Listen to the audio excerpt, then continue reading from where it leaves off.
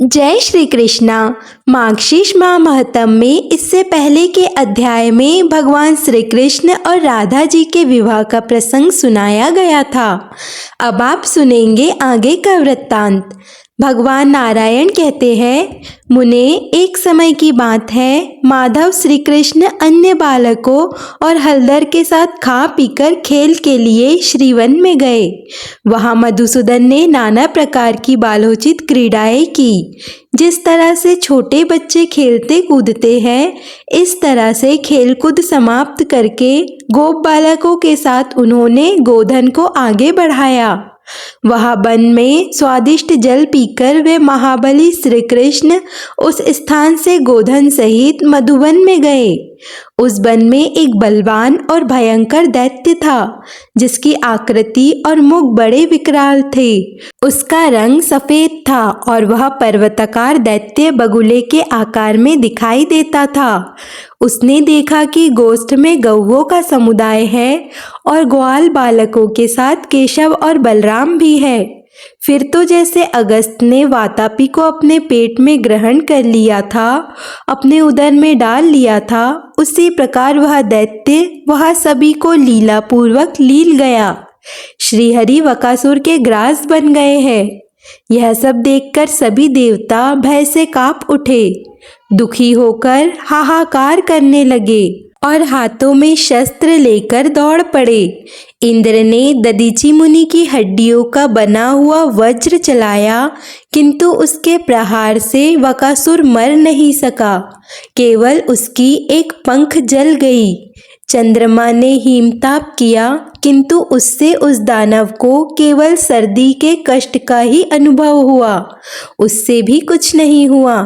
सूर्यपुत्र यम ने उस पर यमदंड मारा, जिससे वह कुंठित हो गया, हिलडुल नहीं सका। वायु ने वायास्त्र चलाया, उससे वह एक स्थान से उठकर दूसरे स्थान पर चला गया, लेकिन फिर भी उसका वध नहीं हो पाया। वरुण ने शिलाओं की अर्थात पत्थरों की वर्षा की, उससे उसको बहुत पीड़ा हुई। अग्निदेव ने अग्नेयास्त्र चलाकर उसकी सभी पंखें जला दी। कुबेर के अर्धचंद्र से उसके पैर कट गए। ईशान के शूल से वह असुर मूर्छित हो गया। यह देख ऋषि और मुनि भयभीत होकर श्री कृष्ण को आशीर्वाद देने लगे। इसी बीच में श्री कृष्ण ब्रह्मा तेज से प्रज्वलित हो उठे। उन परमेश्वर ने बाहर और भीतर से दैत्य के सारे अंगों में अग्नि उत्पन्न कर दी। उन सबका वामन करके फिर उस दानव ने प्राण त्याग कर दिया। इस प्रकार वकासुर का वध करके बलवान श्री कृष्ण ग्वाल वालों और गौओं के साथ अत्यंत मनोहर केली कदम कानन में जा पहुँचे। उसी समय वह वृष रूपधारी प्रलंब नामक असुर आ पहुँचा, जो बड़ा बलवान, महान और पर्वत के समान ही विशालकाय था। उसने दोनों सिंगों से श्री कृष्ण को उठाकर वहां पर घुमाना आरंभ कर दिया। यह देखकर सभी ग्वाल बाल इधर उधर भागने और रोने लगे, परंतु बलवान बलराम जोर जोर से हंसने लगे, क्योंकि वह जानते थे कि मेरा भाई तो साक्षात परमेश्वर है। उन्होंने बालकों को समझाया और कहा, अरे भय किस बात का है।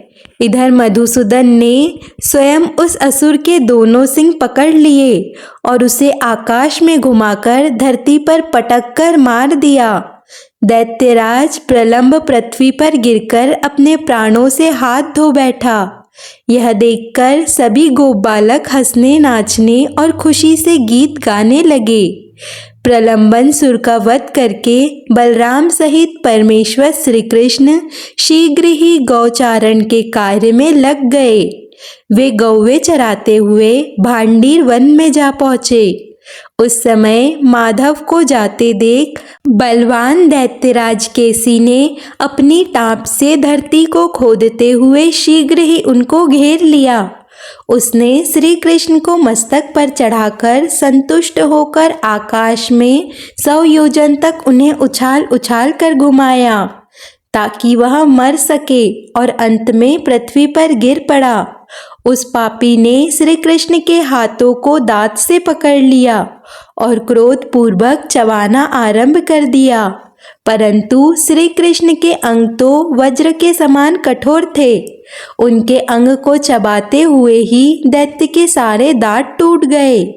श्री कृष्ण के तेज से दग्ध होकर उसने धरती पर गिरकर प्राणों का परित्याग कर दिया।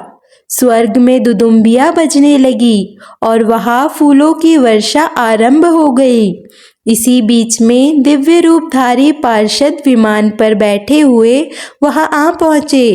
उन सबकी 2 भुजाएं थी, पीतांबरधारी किरीट और कुंडल से अलंकृत और वनमाला से सुशोभित थे। उन्होंने विनोद के लिए हाथ में मुरली धारण कर रखी थी। उनके पैरों में मंजीर की मधुर ध्वनि हो रही थी। उन पार्षदों के सभी अंग चंदन से चर्चित थे। वे गोप वेश धारण किए हुए बड़े सुंदर दिखाई देते थे। उनके प्रसन्न मुख पर मंद मंद हंसी की छटा छा रही थी। वे श्री कृष्ण भक्तों पर कृपा करने के लिए बड़े व्याकुल जान पड़ते थे। रत्नों के सार तत्वों से निर्मित दीप्तशाली दिव्य रथ पर विराजमान होकर वे भांडीर वन में उस स्थान पर आए जहाँ श्री कृष्ण विराजमान थे। उसी समय दिव्य अस्त्र पहने और रसमय अलंकारों से विभूषित हुए 3 पुरुष वहां पर आए, जो श्री कृष्ण को प्रणाम करके उनकी स्तुति करते हुए उसी विमान से उत्तम गोलोक को चले गए। वे तीनों पहले के वैष्णव पुरुष थे, जो देह त्याग कर दानवी योनि को प्राप्त हुए थे, और वे ही इस समय श्री कृष्ण के हाथों मारे जाकर उनके पार्षद हो गए थे। देवर्षि नारद ने पूछा, हे महाभाग, वैष्णव पुरुष कौन थे जो दैत्य रूप में हो गए थे? इस बात को भी बताइए। यह कैसी परम अद्भुत बात सुनने को मिली है। तब भगवान नारायण बोले, हे ब्राह्मण सुनो, मैं इसका प्राचीन इतिहास बता रहा हूँ। मैंने पुष्कर तीर्थ में सूर्य ग्रहण के अवसर पर साक्षात महेश्वर के मुख से इस विषय को सुना था। श्रीहरि के गुण कीर्तन के प्रसंग में भगवान शंकर ने ये कथा कही थी। गंधमार्दन पर्वत पर एक बार गंधर्वराज गंधर्वा रहा करते थे। वे श्रीहरि की सेवा में तत्पर रहने वाले महान तपस्वी और श्रेष्ठ संत थे। मुने उनके 4 पुत्र हुए, जो गंधर्वों में श्रेष्ठ समझे जाते थे। वे सोते और जागते समय दिन रात श्री कृष्ण के चरण कमलों का ही चिंतन किया करते थे। वे सबके सब दुर्वासा जी के शिष्य थे और श्री कृष्ण की आराधना में लीन रहा करते थे। प्रतिदिन कमल चढ़ाकर ही श्री कृष्ण की पूजा करने के बाद ही जल पिया करते थे। उन चारों के नाम इस प्रकार है, वसुदेव, सुहोत्र, सुदर्शन और सुपार्श्व। वे चारों श्रेष्ठ वैष्णव थे और पुष्कर में तपस्या करते थे।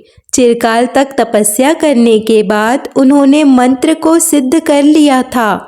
उन चारों में जो सबसे बड़ा वसुदेव था, वह दुर्वासा से योग्य शिक्षा पाकर योगियों में श्रेष्ठ और सिद्ध हो गया था, लेकिन उसने विवाह नहीं किया। वह ब्रह्म तेज से प्रज्वलित होकर तत्काल देह त्याग कर ही श्री कृष्ण का पार्षद हो गया। एक दिन वे तीनों भाई चित्र सरोवर के तट पर गए। वे सूर्योदय काल में श्री कृष्ण की पूजा के लिए कमल लेना चाहते थे।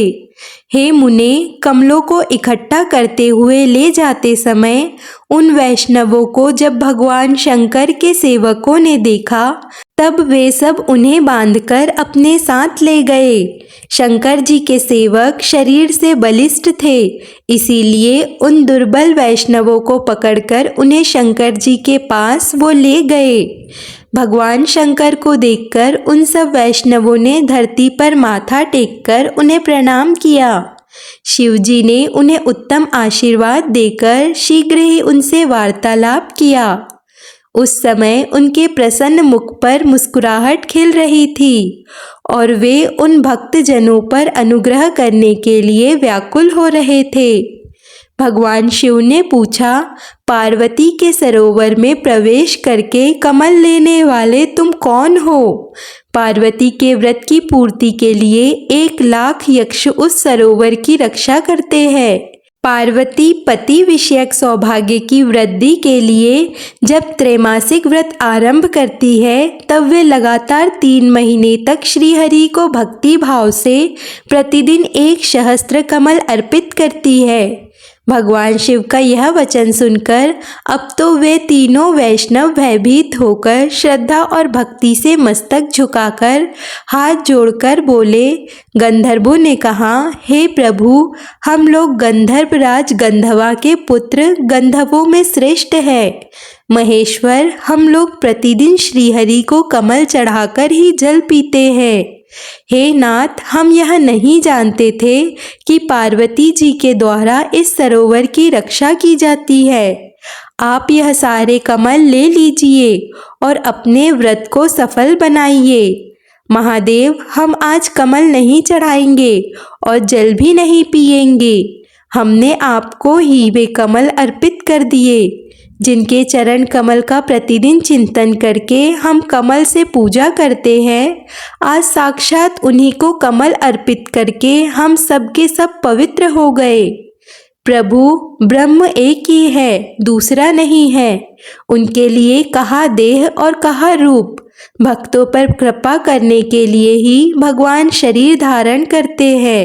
रूप भेद माया से ही प्रतीत होता है। प्रभु, आप यह कमल ले लीजिए, क्योंकि आप ही हमारे प्रभु हैं। हे प्रभु, हमारा हृदय जिसके ध्यान से परिपूर्ण है, आप अपने उसी रूप का हमें दर्शन करवाइए, जिनकी 2 भुजाएं हैं, कमनीय किशोर अवस्था है, श्याम सुंदर रूप है, हाथ में विनोद की साधना भूता मुरली है, जो पीतांबरधारी है, जिनके 1 मुख और 2 नेत्र है। वे चंदन और अगरू से चर्चित है, जिनके प्रसन्न मुख पर मंद मुस्कान की प्रभा फैल रही है, जो रत्नमय अलंकारों से विभूषित है, जिसका वक्ष स्थल मणिराज कौस्तुभ की कांति से अत्यंत उज्जवल दिखाई देता है, जिसकी चूड़ा में मोर का पंख लगा हुआ रहता है, जो मालती की माला से विभूषित है, पारिजात के फूलों के हारों से अलंकृत है, करोड़ों कंदर्पों के लावण्य का मनोहर लीलाधाम है।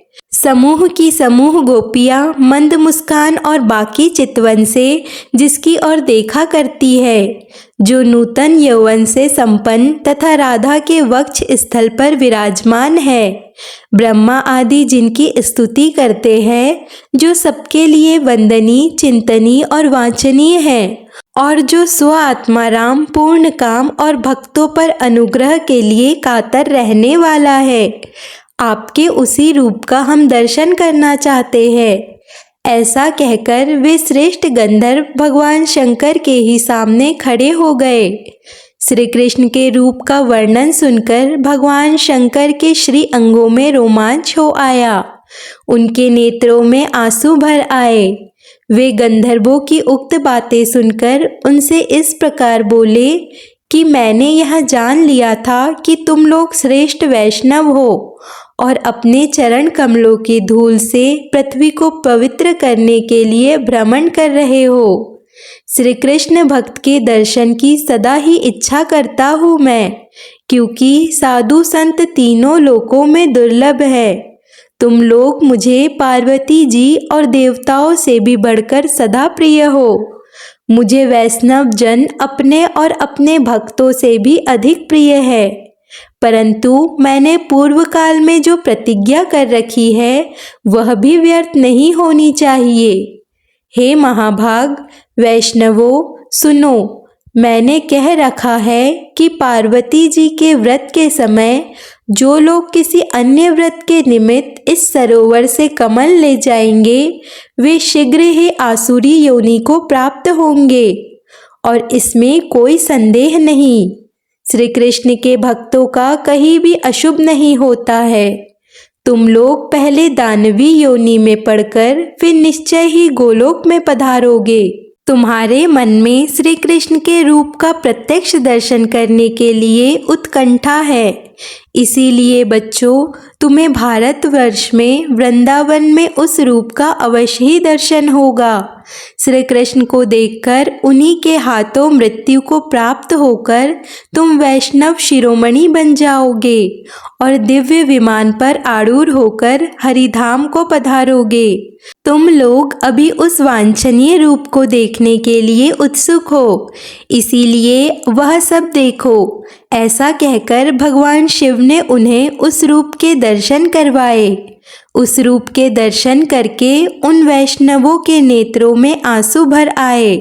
वे सर्वरूपी भगवान श्रीहरि को प्रणाम करके फिर दानवी योनि में चले गए। इसीलिए वे दानेश्वर हुए। वसुदेव तो पहले ही मुक्त हो चुका था।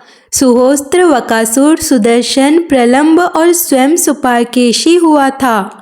भगवान शंकर के वरदान से श्री हरि के परम उत्तम रूप के दर्शन करके उन्हीं के हाथों से मृत्यु को प्राप्त करके वे उनके परम धाम में चले गए। विप्रवर, श्री हरि का यह अद्भुत चरित कहाँ गया? वक्र, केशी और प्रलंब के उद्धार का यह प्रसंग वाचकों और श्रोताओं को मोक्ष प्रदान करने वाला है।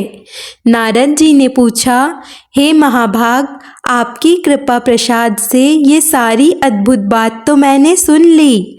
अब मैं यह सुनना चाहता हूँ कि पार्वती जी ने कौन सा व्रत किया था, उस व्रत के आराध्य देव कौन है, उसका फल क्या है और उसके पालन करने योग्य नियम क्या है। भगवन, उस व्रत के लिए उपयोगी द्रव्य कौन कौन से हैं, कितने समय तक वह व्रत किया जाता है और उसकी प्रतिष्ठा में क्या क्या आवश्यक होता है। प्रभु, भली भांति विचार कर यह भी बताइए। इसे सुनने के लिए मेरे मन में बड़ा कौतूहल है। तब श्रीहरि बोले, हे मुने, यह त्रैमासिक नामक व्रत है जो नारी के पति विषयक सौभाग्य को बढ़ाने वाला है। इस व्रत के आराध्य देवता राधिका सहित भगवान श्री कृष्ण हैं। उत्तरायण के विशुभ योग में इसका आरंभ होता है। विशुभ का अर्थ है ज्योतिष के अनुसार वह समय जब सूर्य विशुभ रेखा पर पहुंचता है और दिन रात दोनों बराबर होते हैं और दक्षिणायन आरंभ होने तक इसकी समाप्ति हो जाती है। वैशाख की संक्रांति से एक दिन पहले संयम पूर्वक रहकर ही निश्चय हविष्य का सेवन करें। फिर वैशाख की संक्रांति के दिन स्नान करके गंगा जी के तट पर व्रत का संकल्प ले। फिर व्रती पुरुष कलश पर मणि में, शालिग्राम शिला में या जल में राधिका सहित श्री कृष्ण का पूजन करे। पहले 5 देवताओं की पूजा करके भक्ति भाव से राधा वल्लभ श्री कृष्ण का ध्यान करे। अब उनके साम वेदाक्त ध्यान का भी वर्णन करता हूँ, सुनो। भगवान श्री कृष्ण की अंग कांति सजल जलधार के समान श्याम है।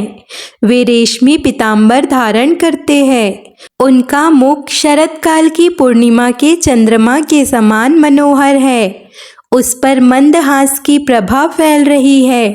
नेत्र शरद ऋतु के प्रफुल्ल कमलों की शोभा को भी तिरस्कृत कर रहे हैं। उनमें सुंदर अंजन लगा हुआ है। वे गोपियों के मन को बारंबार मोहते रहते हैं। राधा जी उनकी ओर देख रही है। वे राधा जी के वक्ष स्थल में विराजमान हैं। ब्रह्मा, अनंत शिव और धर्म आदि देवता उनकी स्तुति करते हैं। इस प्रकार श्री कृष्ण का ध्यान करके व्रती महिला या पुरुष उस ध्यान के द्वारा ही उनका सानंद आह्वान करे। इसके बाद वह राधा का ध्यान करे। वह ध्यान यजुर्वेद की मध्यांतीन शाखा में वर्णित है। राधा राधेश्वरी है, रमणीय है और रासोल्लास रास के लिए उत्सुक रहती है। रास मंडल के मध्य भाग में उनका स्थान है। वे रास की अधिष्ठात्री देवी है। रासेश्वर के वक्ष स्थल में वास करती है। रास की रसिका है। रसिक शेखर श्याम सुंदर की प्रिया है। रसिकाओं में श्रेष्ठ है। सुरम्य रमा रूपिणी है। प्रीतम के साथ रमण के लिए उत्सुक रहती है। चंदन कस्तूरी की बेंदी और सिंदूर बिंदु से उनका श्रृंगार किया गया है। कपड़ों पर मनोहर पत्रावली की रचना शोभा देती है। अग्निशुद्ध दिव्य वस्त्र से उनकी उज्ज्वल बढ़ रही है। उत्तम रत्नों द्वारा निर्मित कुंडलों की कांति से उनके सुंदर कपोल प्रकाशित हो रहे हैं। ब्रह्मा आदि के भी सेवनी श्री कृष्ण स्वयं ही उनकी सेवा करते हैं। सर्वेश्वर के द्वारा उनकी स्तुति की जाती है और वे सबकी कारण स्वरूपा है। ऐसी श्री राधा का मैं भजन करता हूँ अथवा करती हूँ। इस प्रकार ध्यान करके श्री कृष्ण के साथ उनका पूजन करे। प्रतिदिन भक्ति भाव से 16 उपचार अर्पित करके पूजा करे। व्रती महिलाएं पुरुष प्रत्येक उपचार को अलग अलग करके सबको बारी बारी से प्रसन्नता पूर्वक अर्पित करे। मुने हर दिन 108 दिव्य सहस्त्र कमल लेकर उनकी 108 बार आहुतियाँ दे। भक्ति भाव से कृष्णाय स्वाहा इस मंत्र का उच्चारण करके यत्न पूर्वक वे आहुतियाँ देनी चाहिए। आम और केले के कच्चे या पके फल को लेकर उनकी 108 आहुतियाँ भक्ति भाव से देनी चाहिए। फल अखंड होना चाहिए। मुने हर दिन 100 ब्राह्मणों को भक्ति पूर्वक भोजन करवाए। व्रती को नित्य 108 आहुतियों का हवन करना चाहिए। वे आहुतियाँ भक्ति पूर्वक राधिका सहित श्री कृष्ण को देना चाहिए। हे नारद, घी मिश्रित तिल से ही हवन करे। नित्य बाजे बजाए और श्री हरि का कीर्तन कराए। 3 महीने तक इस नियम का पालन करके उसके बाद व्रत की प्रतिष्ठा करे। हे नारद, प्रतिष्ठा के दिन जो विधान आवश्यक है उसे भी सुनो।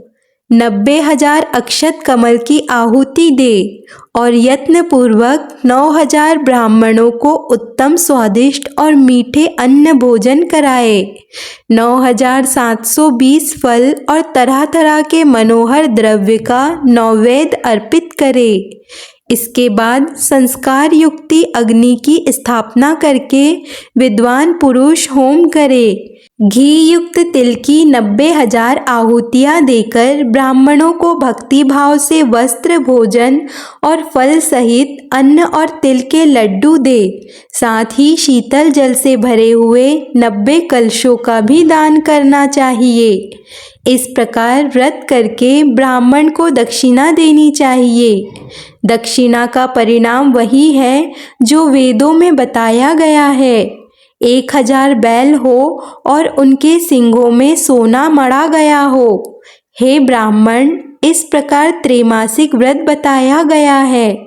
इस साम वेदाक्त व्रत का पूर्व काल में हम दोनों ने भी पालन किया था। हे ब्राह्मण, दूसरी स्त्रियों द्वारा उस व्रत का अनुष्ठान होता देख पार्वती देवी ने प्रसन्नता पूर्वक दोनों हाथ जोड़कर भक्ति भाव से सिर झुकाकर भगवान शंकर से कहा, हे जगन्नाथ, आज्ञा कीजिए, मैं उत्तम व्रत का पालन करूंगी। हम दोनों के इष्ट देव श्री हरि के व्रतों में यह श्रेष्ठ व्रत है। पार्वती जी की बात सुनकर भगवान शंकर बहुत प्रसन्न हुए और उनका शरीर पुलकित हो उठा और हंसकर वे मधुर वाणी से बोले, हे ईश्वरी, आप महालक्ष्मी स्वरूपा हो।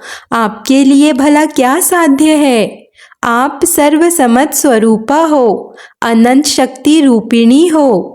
देवी, आप जिसके घर में हो वह संपूर्ण ऐश्वर्य का भाजन है। हे देवी, मैं ब्रह्मा और विष्णु तुम में ही भक्ति रखकर तुम्हारे कृपा प्रसाद से ही संसार की सृष्टि, पालन और संहार में समर्थ हुए हैं। हिमालय कौन है, मेरी क्या विसात है, और कार्तिकेय और गणेश भी क्या है। आपके बिना तो हम सब लोग असमर्थ हैं और आपका सहयोग पाकर हम सभी सब कुछ करने में समर्थ है। ऐसा कहकर भगवान शंकर ने देवी पार्वती से उस व्रत का अनुष्ठान करवाया। पार्वती जी ने सभी स्त्रियों की अपेक्षा विलक्षण रूप से उस व्रत का संपादन किया। हे नारद, इस प्रकार पार्वती जी ने जो व्रत किया था वह सब मैंने कह सुनाया। पार्वती जी के व्रत में ब्राह्मण लोग रत्न ढोकर ले जाने में असमर्थ हो गए। हे नारद, यह सारा इतिहास तो तुमने सुन लिया। अब जो प्रसंग चल रहा है वह श्री कृष्ण का बाल चरित्र भी सुनो। इसके बाद नारायण मुनि ने देवर्षि नारद से जो बाल चरित्र सुनाया उसका वर्णन अगले अध्याय में ज़रूर सुनिए। अगर आपने इससे पहले की कथाएं नहीं सुनी हैं तो आपको उन कथाओं का लिंक डिस्क्रिप्शन में मिल जाएगा। मेरे द्वारा सुनाई गई कथाओं को पसंद करने के लिए आपका बहुत बहुत धन्यवाद। मेरे साथ जुड़े रहने के लिए और कथाओं को सुनते रहने के लिए चैनल को सब्सक्राइब कर लीजिए। आपका दिन शुभ और मंगलमय हो। जय श्री राधे।